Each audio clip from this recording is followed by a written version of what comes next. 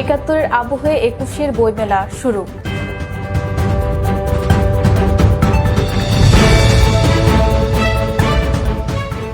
ইরফান সেলিমের জামিন।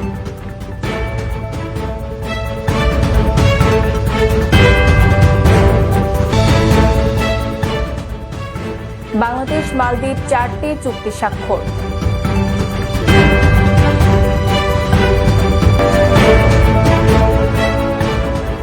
কাবুলে বাসে বোমায় ৪ জন নিহত।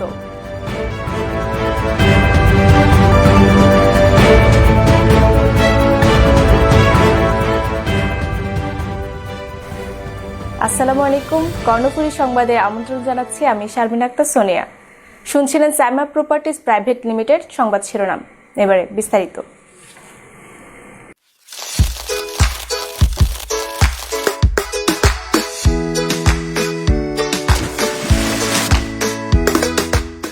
সাইমা সুপার শপ, সাশ্রয়ী মূল্যে সর্বোত্তম পণ্য। অপেক্ষার প্রহর শেষে অবশেষে পর্দা উঠল লেখক, পাঠক ও প্রকাশকদের সবচেয়ে বড় উৎসব অবর ২১শে বইমেলার। এবার ৭১-এর আবহেও হচ্ছে বইমেলা। আজ বৃহস্পতিবার বিকেলে ভার্চুয়ালি এই বইমেলার উদ্বোধন করেন প্রধানমন্ত্রী শেখ হাসিনা। সবাইকে মাস্ক পরে ও স্বাস্থ্যবিধি মেনে বইমেলায় যাওয়ার আহ্বান জানিয়েছেন তিনি। এছাড়া নতুন প্রজন্মের মধ্যে পাঠ অভ্যাস গড়ে তোলার আহ্বানও জানান প্রধানমন্ত্রী। উদ্বোধনকালে প্রধান অতিথির বক্তব্যে শেখ হাসিনা বলেন, ১৯৪৮ সালের ১১ই মার্চ রাষ্ট্রভাষার মর্যাদার আন্দোলনের সূতিকাগার হয়। বঙ্গবন্ধু ১৯৪৮ সালে ৪ঠা জানুয়ারি ছাত্র সংগঠন গঠন করার প্রেক্ষিতে ১১ই মার্চ সংগ্রাম পরিষদ গড়ে ওঠে। বঙ্গবন্ধু জেলে থাকা অবস্থায় ছাত্রদের সাথে নিয়মিত যোগাযোগ রাখতেন। প্রতিটি সংগ্রামে বঙ্গবন্ধু নেতৃত্ব দিয়েছেন। বাংলা ভাষাকে রাষ্ট্রভাষা করার প্রস্তাব আওয়ামী লীগে দিয়েছিল। বাংলা ভাষাকে আরও শক্তিশালী করার প্রয়োজন। বঙ্গবন্ধুর অবদান ইতিহাস থেকে মুছে ফেলার চেষ্টা করা হয়েছিল। করোনাকালীন এই বইমেলায় অংশগ্রহণ করে লেখক প্রকাশকদের শুভেচ্ছা জানান প্রধানমন্ত্রী। প্রধানমন্ত্রী শেখ হাসিনা অনুষ্ঠানে ভার্চুয়ালে থাকায় তার অনুরোধে এবারের বাংলা একাডেমি সাহিত্য পুরস্কার ২০২০ প্রাপ্তদের হাতে পুরস্কার তুলে দেন সংস্কৃতি প্রতিমন্ত্রী কে.এম. খালিদ। এছাড়া বঙ্গবন্ধু রচিত আমার দেখা নয়াচীন বইটির ইংরেজিতে অনুদিত ১৯৫২ গ্রন্থে মরক উন্মোচন করেন প্রধানমন্ত্রী শেখ হাসিনা। উদ্বোধনী অনুষ্ঠানে বাংলা একাডেমি প্রাঙ্গণে উপস্থিত ছিলেন সংস্কৃতি প্রতিমন্ত্রী কে.এম. খালিদ, সচিব বদরুল ইসলাম, বাংলা একাডেমির সভাপতি শামসুজ্জামান খান, মহাপরিচালক হাবিবুল্লাহ সিরাজি সহ অনেকে। পরে অতিথিরা বইমেলা ঘুরে দেখেন। এর কিছুক্ষণ পরই সাধারণ দর্শনার্থী, লেখক ও পাঠকদের জন্য বইমেলার দুয়ার খুলে দেওয়া হয়।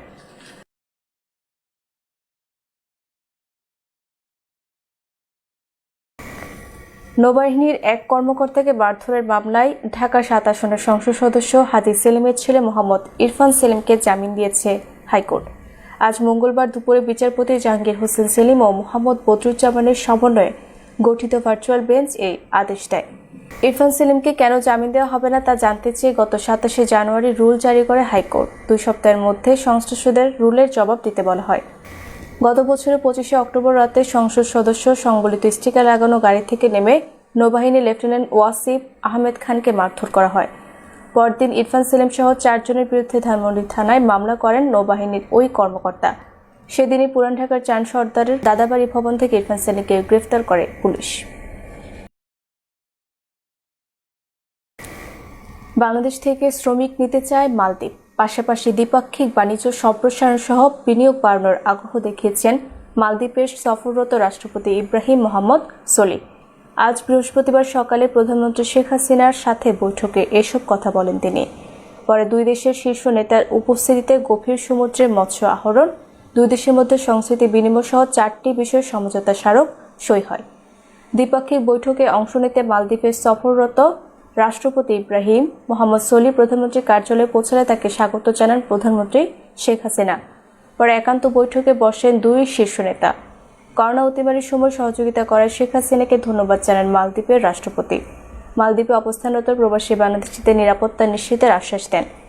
এছাড়া বাংলাদেশ থেকে আরও কর্মী নেওয়া সহ দ্বিপাক্ষিক বাণিজ্য সম্প্রসারণের বিষয়ে আগ্রহ প্রকাশ করেন ইব্রাহিম মোহাম্মদ সোলিহ। বঙ্গবন্ধুর জন্মশতবার্ষিকী এবং স্বাধীনতার সুবর্ণ জয়ন্তীর অনুষ্ঠানে যোগ দেওয়ায় মালদ্বীপের রাষ্ট্রপতিকে ধন্যবাদ জানান শেখ হাসিনা। বাংলাদেশ মালদ্বীপের মধ্যে সরাসরি জাহাজ চলাচলের ব্যবস্থা করতে সহযোগিতা চান। পাশাপাশি রোহিঙ্গা সংকট সমাধানে বাংলাদেশের পাশে থাকার আহ্বানও জানান।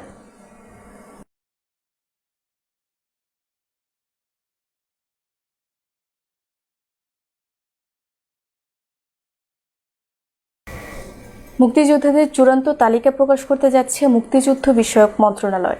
২৬শে মার্চ স্বাধীনতার সুবর্ণ জয়ন্তীতে ১,৮০,০০০ মুক্তিযোদ্ধার তালিকা প্রকাশ করা হবে বলে জানিয়েছেন মুক্তিযুদ্ধ বিষয়ক মন্ত্রী আকম মোজাম্মেল হক। এদিকে এবছরের ডিসেম্বর মাসের আগে রাজাকারদের পূর্ণাঙ্গ তালিকা প্রকাশ করার জন্য কাজ চলছে। সংসদের আগামী অধিবেশনে সংক্রান্ত আইনটি পাশ হবে বলে জানান মন্ত্রী।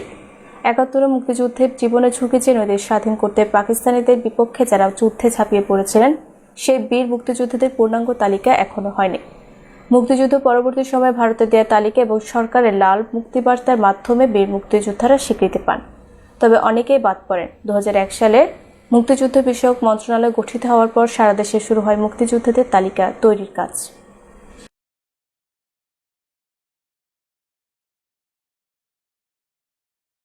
চট্টগ্রাম সিটি কর্পোরেশনের ১৬ নম্বর চকবাজার ওয়ার্ডের ৭ বার নির্বাচিত কাউন্সিলর সাইদ গোলাম হায়দার মিন্টু মারা গেছেন। ইন্না লিল্লাহি ওয়া ইন্না ইলাইহি রাজিউন। আজ ভোরে ঢাকার একটি বেসরকারি হাসপাতালে চিকিৎসাধীন অবস্থায় তিনি ইন্তেকাল করেন। মৃত্যুকালে তার বয়স হয়েছিল ৬৯ বছর। তিনি স্ত্রী, এক ছেলে সহ অসংখ্য স্বজন ও গ্রহণগ্রাহী রেখে গেছেন। এদিকে তার মৃত্যুতে এলাকায় শোকের ছায়া নেমে এসেছে। ৫ দিন আগে মেরুদণ্ড সহ শারীরিক নানা জটিলতার কারণে ঢাকায় চিকিৎসা নিতে আসেন তিনি। আজ মরদেহ ঢাকা থেকে চকবাজার জয়নগরের বাড়িতে নিয়ে যাওয়া হয়েছে। এশার নামাজের পর প্যারেড কর্নারে জানাজা অনুষ্ঠিত হয়। এরপর হযরত মোল্লা মিসকিন সাহেদ রাদিয়াল্লাহু তাআলা দরগা কবরস্থানে দাফন করা হয়েছে। করোনা সংক্রমণ নিয়ন্ত্রণে জনসাধারণকে মাস্ক পরা ও সামাজিক দূরত্ব রক্ষা সহ স্বাস্থ্যবিধি মানতে বিশেষ কর্মসূচি নিয়ে রোববার থেকে মাঠে পুলিশ নামছে বলে জানিয়েছেন পুলিশ মহাপরিদর্শক বেনজির আহমেদ। আজ বৃহস্পতিবার সকালে রাজারবাগ পুলিশ লাইনে করোনা সচেতনতা সংক্রান্ত এক প্রেস ব্রিফিংয়ে তিনি এই কথা জানান। বেনজির আহমেদ বলেন, জনসাধারণকে স্বাস্থ্যবিধি মেনে চলতে উদ্বুদ্ধ করতে ২১শে মার্চ বিশেষ কর্মসূচি শুরু হবে। গ্রামগঞ্জেও জনসাধারণকে উদ্বুদ্ধ করা হবে, প্রয়োজনে বিনামূল্যে মাস্ক বিতরণ করা হবে। নাগরিকদের উদ্দেশ্যে আইজিপি বলেন, কখনোই মাস্ক পরতে ভুলবেন না। ঘর থেকে বেরোনো মানেই মুখে মাস্ক। অর্থনীতি ও জীবন চালিয়ে যেতে হবে, পাশাপাশি স্বাস্থ্যবিধিও মানতে হবে। রংপুর জেলার বিভিন্ন উপজেলার নদ নদীতে চলছে অবৈধভাবে বালু উত্তোলন। প্রভাবশালীরা বালুর ব্যবসা করে লাভবান হলেও দুর্ভোগের শিকার হচ্ছেন এলাকাবাসী। অপরিকল্পিতভাবে নদ নদীর বালু তোলায় ভাঙছে নদীর তীর, নদী গর্ভে তলিয়ে যাচ্ছে ফসলের ক্ষেত, বসতবাড়ি। যদিও অবৈধভাবে বালু উত্তোলন বন্ধে ভ্রাম্যমাণ আদালত পরিচালনা সহ প্রয়োজনীয় ব্যবস্থা নেওয়া হচ্ছে বলে জানিয়েছেন জেলা প্রশাসন। রংপুরের ঘাগর, যমুনেশ্বরী ও তিস্তার বুকে জেগে ওঠা চরে অবৈধভাবে মেশিন দিয়ে চলছে বালু উত্তোলন। এতে মারাত্মকভাবে ক্ষতিগ্রস্ত হচ্ছে পরিবেশ।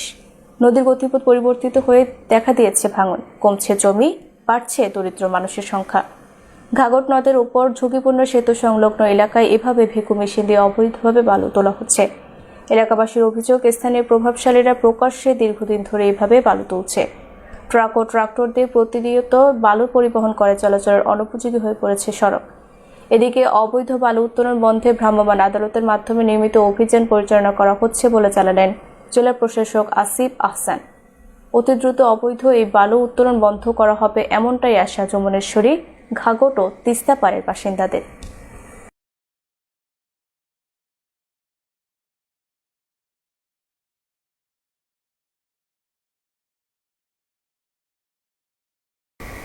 রাঙ্গুনিয়া উপজেলা বঙ্গবন্ধু প্রজন্ম লীগের পক্ষ থেকে জাতির জনক বঙ্গবন্ধু শেখ মুজিবুর রহমানের ১০১তম জন্মদিন উপলক্ষে ও রাঙ্গুনিয়া পৌরসভার নবনির্বাচিত মেয়র আলহাজ শাহজাহান শিকদারের সংবর্ধনা অনুষ্ঠান ও আলোচনা সভা বুধবার বিকেল ৫ ঘটিকায় উত্তর রাঙ্গুনিয়া মোগলের হাট উৎসব ক্লাবে বঙ্গবন্ধু প্রজন্ম লীগের সাধারণ সম্পাদক সুপাইন সুশীলের সঞ্চালনায় বঙ্গবন্ধু প্রজন্ম লীগের সহসভাপতি হাসান শিকদারের সভাপতিত্বে অনুষ্ঠিত হয়। এতে সংবর্ধিত অতিথি হিসেবে উপস্থিত ছিলেন রাঙ্গুনিয়া পৌরসভার মেয়র আলহাজ শাহজাহান শিকদার। প্রধান বক্তা হিসেবে বক্তব্য রাখেন চট্টগ্রাম উত্তর জেলা আওয়ামী লীগের কৃষি বিষয়ক সম্পাদক ইদ্রিস আজগর চেয়ারম্যান। বিশেষ অতিথি হিসেবে উপস্থিত ছিলেন রাঙ্গুনিয়া উপজেলা আওয়ামী লীগের ধর্ম বিষয়ক সম্পাদক জসিমউদ্দিন তালুকদার, উপজেলা কৃষক লীগের সভাপতি আব্দুল মান্নান তালুকদার, পৌরসভা আওয়ামী লীগের সাধারণ সম্পাদক মোহাম্মদ সেলিম, হোসনাবাদ ইউনিয়ন আওয়ামী লীগের সভাপতি হাজি দানু মিয়া, সাধারণ সম্পাদক অসীম বরণ সুশীল, যুগ্ম সম্পাদক মঈনুদ্দিন মঈনু, সাংগঠনিক সম্পাদক মোহাম্মদ আলমগীর, রাঙ্গুনিয়া উপজেলা যুবলীগের সাংগঠনিক সম্পাদক নাছিরউদ্দিন আহমদ, উপজেলা স্বেচ্ছাসেবক লীগের সভাপতি নাছিরউদ্দিন রিয়াজ, উপজেলা ছাত্রলীগের সভাপতি নুরুল আলম, বঙ্গবন্ধুর প্রজন্ম লীগের যুগ্ম সম্পাদক গাজী এনাম মেম্বার, সাংগঠনিক সম্পাদক কামাল উদ্দিন, ধর্ম সম্পাদক রাশেদ আলী মেম্বার, ইউনিয়ন ছাত্রলীগের সভাপতি শাহিদুল ইসলাম সাব্বির, সাধারণ সম্পাদক রবিউর রহমান সান সহ ইউনিয়ন, ওয়ার্ড আওয়ামী লীগ, যুবলীগ, ছাত্রলীগের নেতৃবৃন্দ ও এলাকাবাসী। আলোচনা অনুষ্ঠান শেষে বঙ্গবন্ধুর আত্মার মাগফিরাত কামনায় দোয়া ও মিলাদ শেষে মোনাজাত করেন। দোয়া অনুষ্ঠান শেষে অনুষ্ঠানে আগত অতিথিদের সাথে নিয়ে বঙ্গবন্ধু শেখ মুজিবুর রহমানের 101তম জন্মদিনের কেক কেটে জন্মদিন পালন করেন।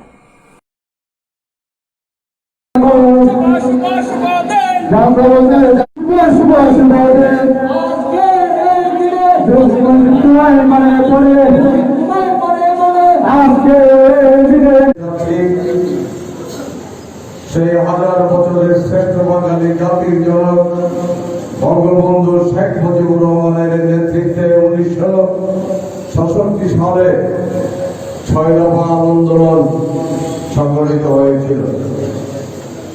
তারই সূত্র ধরে 1969 সালে বঙ্গবন্ধুর নেতৃত্বে গণ আন্দোলন হয়েছিল। সেই গণ আন্দোলনের ভিত্তিপ্রস্তর হচ্ছে স্বাধীনতার ভিত্তিপ্রস্তর। তারপরে বাঙালি জাতির জনক বঙ্গবন্ধু শেখ মুজিবুর রহমান যেমন হাজার বছরের একটি শ্রেষ্ঠ বাঙালি, ঠিক আজকে হাজার দিনের মধ্যে আজকের দিনটা একটি শ্রেষ্ঠ দিন। সে যেই দিনে আমার জাতির জনক বঙ্গবন্ধু শেখ মুজিব 1920 সালের 17 মার্চ আজকের এই দিনে টুঙ্গিপাড়ায় অজপাড়া দেশে সেই গোপালগঞ্জের টুঙ্গিপাড়ায় জন্ম নিয়েছিলেন সেই বঙ্গবন্ধু মুজিব। বঙ্গবন্ধুর সঠিক ইতিহাস জানি না এবং এটা অত্যন্ত দুঃখের বিষয়। আমরা যারা আওয়ামী পরিবারের মানুষ তাদের কাছেও আমি শুনি বঙ্গবন্ধুর দাদা কি হিন্দু ছিলেন, এরকম প্রশ্ন এখনো পর্যন্ত আমরা শুনি। সুতরাং দাঁড়িয়ে যে কথাটি আপনাদের উদ্দেশ্যে বলতে চাই, আওয়ামী লীগের একজন কর্মী হিসাবে, আওয়ামী পরিবারের একজন সন্তান হিসাবে আমাকে সর্বপ্রথম জানা উচিত বঙ্গবন্ধুর সঠিক ইতিহাস। তাহলে আমি একজন আওয়ামী লীগের ভালো কর্মী হতে পারব। বঙ্গবন্ধু তো এমনিতেই হননি। এবারে সংগ্রাম, মুক্তির সংগ্রাম, এবারে সংগ্রাম, স্বাধীনতা সংগ্রাম।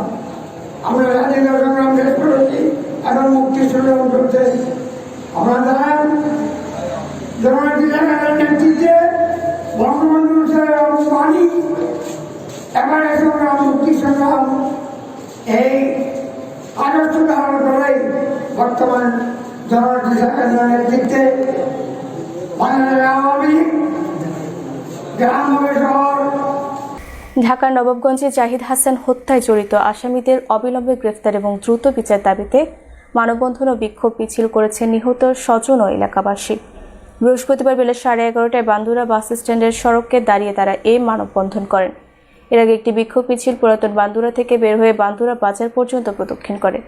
এতে কয়েকশত গ্রামবাসী অংশ নেন। মানববন্ধনকারীরা জাহিদ হত্যার সাথে জড়িতদের দ্রুত গ্রেফতার ও ফাঁসির দাবি জানান। হত্যাকাণ্ডে জড়িত আসামির গ্রেফতার না হয় ক্ষোভ প্রকাশ করেন মানববন্ধনে অংশ নেওয়া এলাকাবাসী। নিহত জাহিদ উপজেলার পুরাতন বান্দুরা গ্রামের মোহাম্মদ আফসার উদ্দিন ও ছিল বেগমের একমাত্র ছেলে।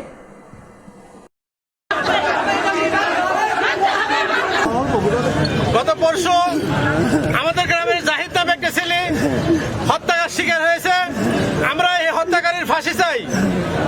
এই হত্যাকারী যত শক্তিশালী হোক না কেন, তাকে অতি তাড়াতাড়ি আইনের আওতায় এনে তাকে ফাঁসির কাছে ঝুলানোর জন্য আমরা এলাকাবাসী জোর দাবি জানাচ্ছি। আপনারা কি রাজি আছেন? আমার বাবা মারছে, আমি ফাঁসি চাই, আমি ফাঁসি চাই।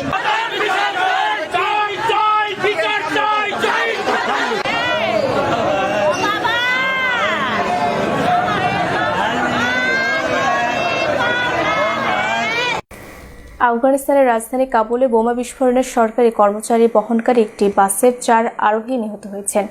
এতে আহত হয়েছেন আরও অন্তত 9 জন।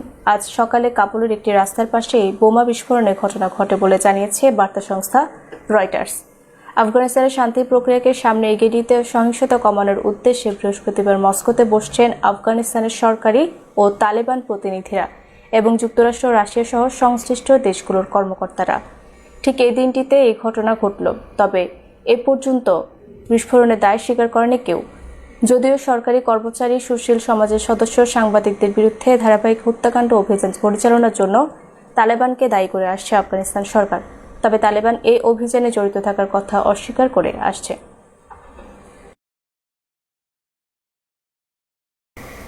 সংবাদ শেষ করব, তার আগে শিরোনামগুলো জানিয়ে দিচ্ছি।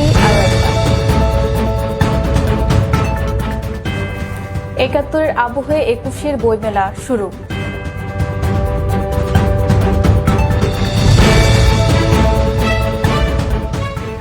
ইরফান সেলিমের জামিন।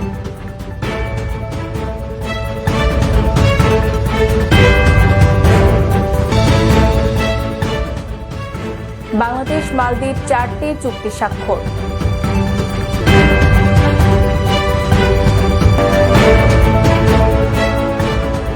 কাবুলে বাসে বোমায় 4 জন নিহত।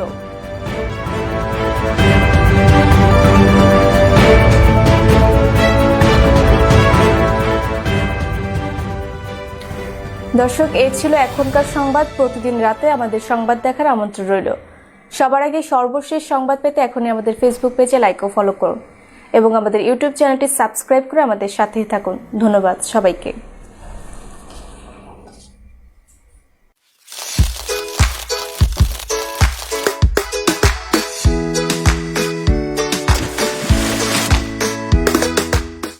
সাইমা সুপার শপ, সাশ্রয়ী মূল্যে সর্বোত্তম পণ্য।